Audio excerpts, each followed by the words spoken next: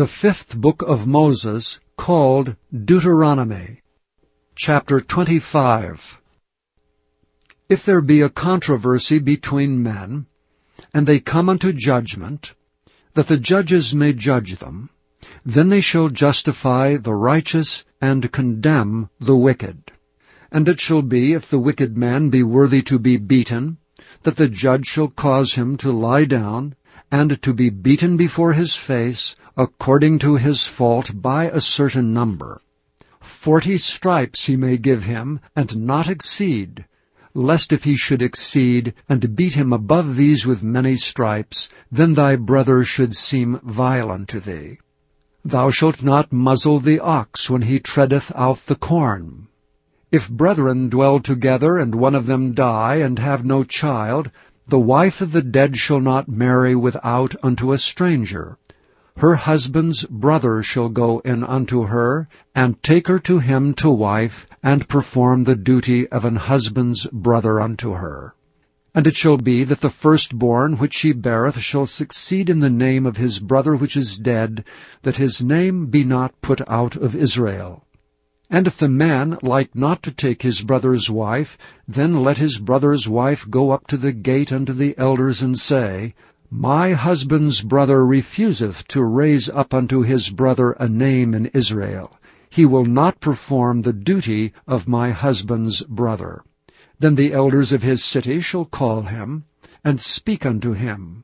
And if he stand to it, and say, I like not to take her, then shall his brother's wife come unto him in the presence of the elders, and loose his shoe from off his foot, and spit in his face, and shall answer and say, So shall it be done unto the man that will not build up his brother's house. And his name shall be called in Israel, the house of him that hath his shoe loosed. When men strive together with one another, and the wife of the one draweth near for to deliver her husband out of the hand of him that smiteth him, and putteth forth her hand, and taketh him by the secrets, then thou shalt cut off her hand. Thine eye shall not pity her. Thou shalt not have in thy bag divers weights, a great and a small. Thou shalt not have in thine house divers measures, a great and a small. But thou shalt have a perfect and just weight, a perfect and just measure shalt thou have, that thy days may be lengthened in the land which the Lord thy God giveth thee. For all that do such things, and all that do unrighteously, are an abomination unto the Lord thy God. Remember what Amalek did unto thee by the way when ye were come forth out of Egypt, how he met thee by the way, and smote the hindmost of thee, even all that were feeble behind thee, when thou wast faint and weary, and he feared not God. Therefore it shall be, when the Lord thy God hath given thee rest from all thine enemies round about, in the land which the Lord thy God giveth thee for an inheritance to possess it, that thou shalt blot out the remembrance of Amalek from under heaven. Thou shalt not forget it.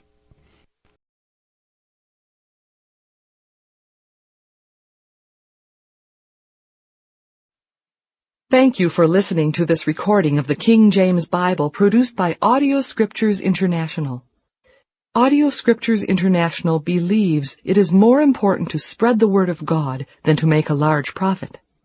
Please feel free to make copies of these recordings and distribute them freely so long as you adhere to the following guidelines.